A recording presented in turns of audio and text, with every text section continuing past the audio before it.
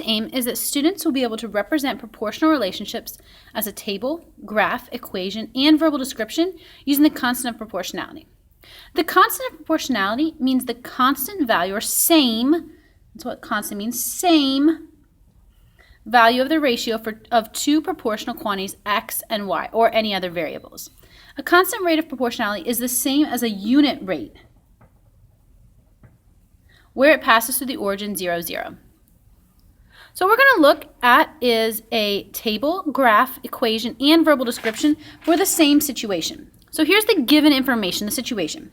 Ms. Shackelford is saving money to buy a new car. She decides to save $36 every 3 weeks. She needs to determine the amount of money, M, she would save every week, W.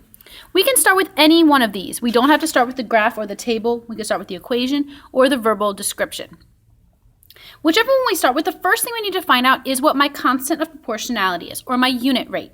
So if I write it down here, I have $36 per 3 weeks.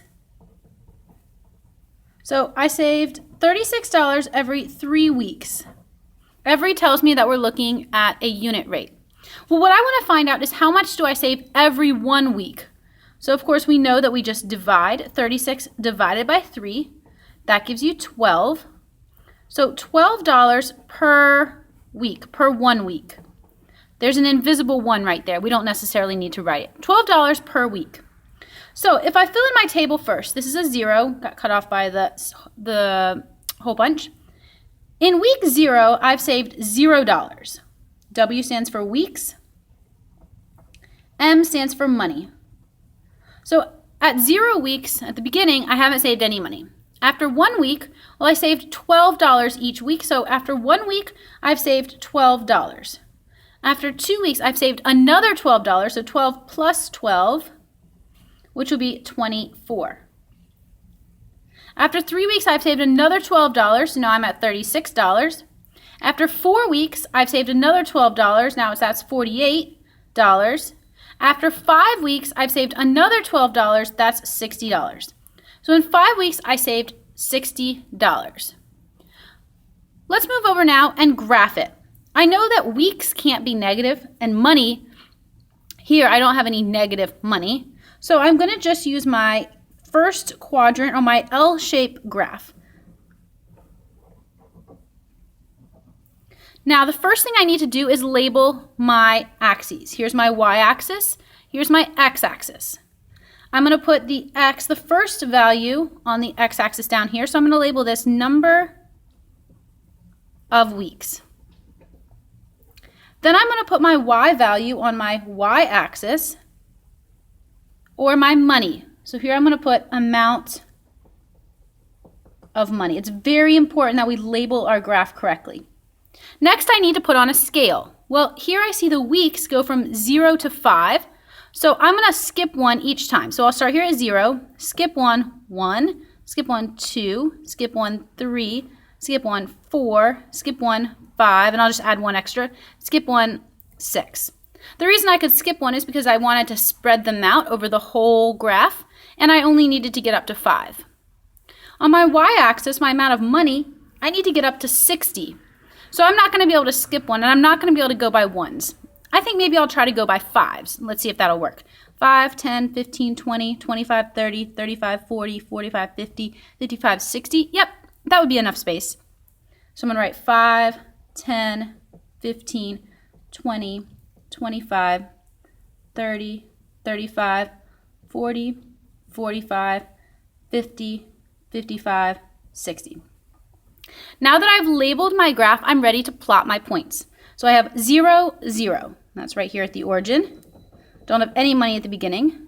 Then I have 1, 12. So 1 week, I have $12. Well, 12 is a little bit more than 10, so I'll put my point right here. Then I have 2, 24. So 2 weeks, I have $24, just a little bit less than $25. So I'll put my point right there. After 3 weeks, I have $36. So 3 weeks and $36, just a little bit more than $35. After 4 weeks, we have $48.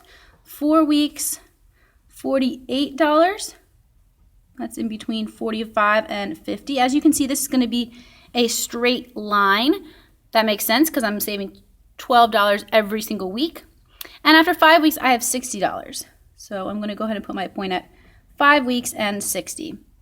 And then I'm going to go ahead and draw a straight line through all these points.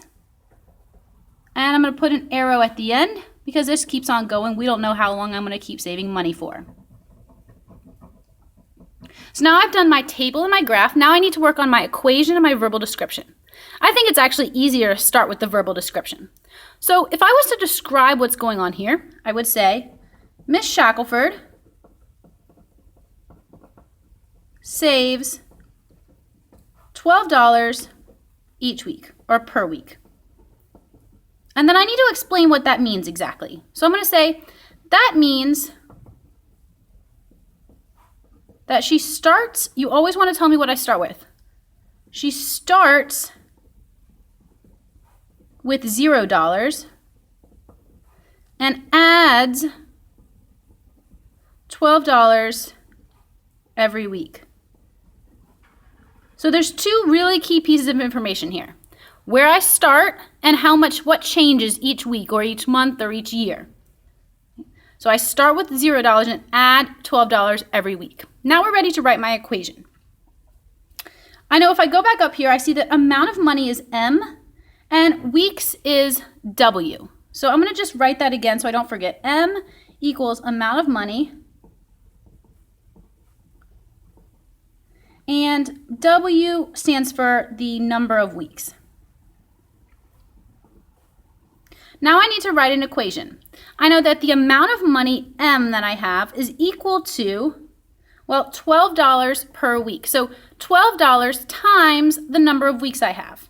So $12 times the number of weeks. Well, the number of weeks we don't know, we're going to use W.